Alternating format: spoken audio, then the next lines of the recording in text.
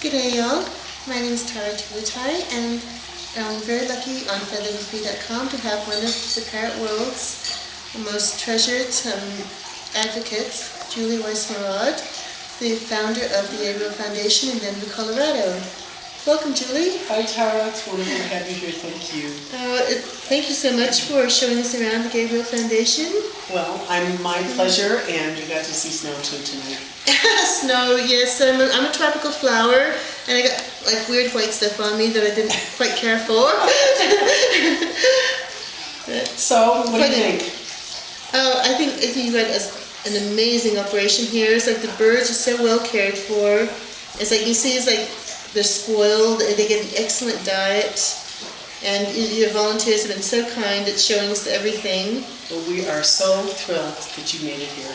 And the boxes of goodies, when I went in to see the dogs, I looked to see what's in the back of the vehicle, like Santa's sleigh for everybody.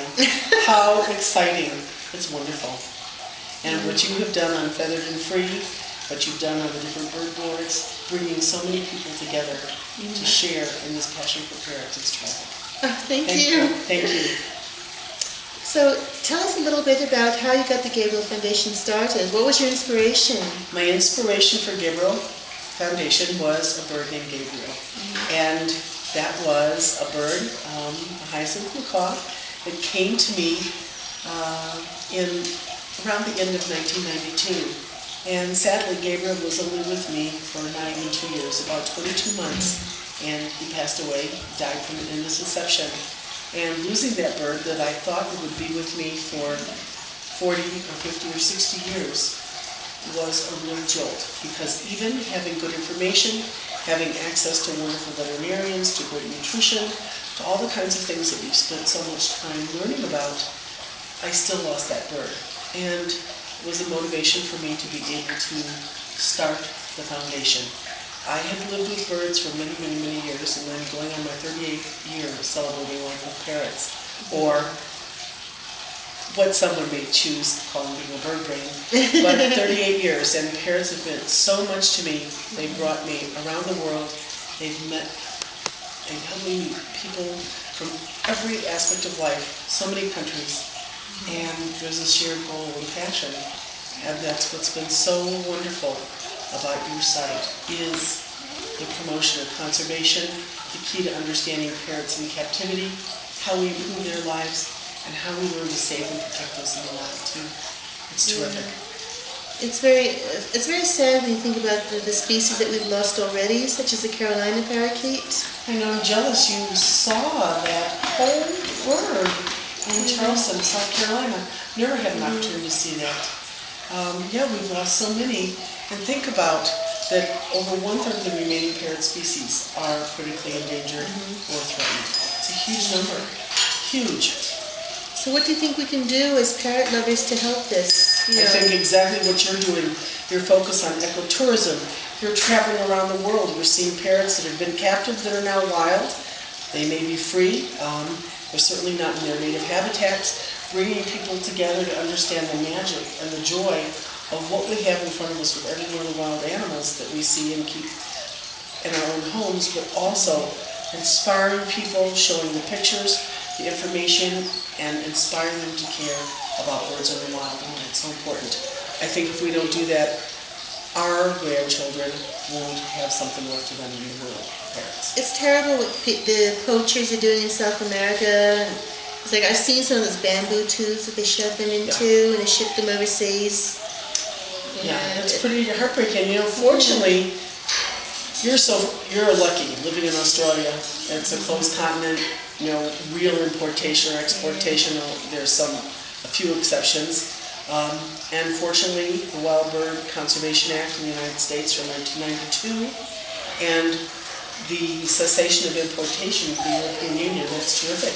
But that slack is being picked up by Asia and so many of the developing countries. Yeah, you and I have both spent time in the Middle East, and what we've seen, in fact, that's where my first large parrot came to me in 1972. A long time ago. I remember that Kuwaiti, that Kukul Juma. Yes, that's where Siddiqui came from. Yeah. And Siddiqui was a yellow-naped Amazon that was given to me by my former Kuwaiti in-laws, and she lived with me until I gave birth to my daughter when I went to the hospital in 1974, and she disappeared from my front porch. But to this day, I think about what I didn't know then. And for a young American girl in the early 70s living in the Middle East, there was no internet, there were very few resources, and it was just sort of learn as you can. And it was a big lesson. I carried that every day. I have seen parrots chained on parrot stands in the Middle East, and it's just shocking because I don't think they have the concept of birds as being family members and as being, you know, living creatures with feelings. Yes, and I think so much of that comes from the falconry. Falcons and the different kinds of raptors are always kept on jesses and kept strapped to their perches. And traveling through the rest of the Far East, Japan especially, and some of the other Eastern Asian countries, Cambodia and India, it's not uncommon at all to see birds chained to a perch. How arrogant of all creatures are we that we would take an animal that's fully flighted and free and chain it to a perch? It makes no sense to me. And how do you feel when you're traveling in so many of the wonderful countries that you've been, and you see that, and you see this huge contradiction that we have? I want to take them and just, you know, grab them off a stand and then let them go free. Or if it's in a country where, like, you can't have free-flying parrots in Saudi Arabia, for example, or Kuwait, and the environment. I just want to take them back to South America and just let them go where they belong. What does it feel like for you? You've been in the Pantanal, you've seen highs in the wild, and here we are all night. We shared our dinner with the hyacinths. That was amazing. We had hyacinth macaws, you know, sitting on our shoulders, looking at our shoulders, grabbing food off our plates. Pomegranate seeds. And something, okay, I could never do this in Australia because it's like nobody has a hyacinth macaw in Australia, for one thing. And it's just really surreal. It's like we have two of them. I had two of them on my arms, just leaning over and grabbing everything. And they're just so friendly, and they're huge. Like this big, huge beak. And their big feet. I think the feet are just amazing. And you think how that body adapted to carry around the head, because that's what they eat. That's their diet. I mean, that palm, it's really the Licori palm. Yeah. It's fantastic.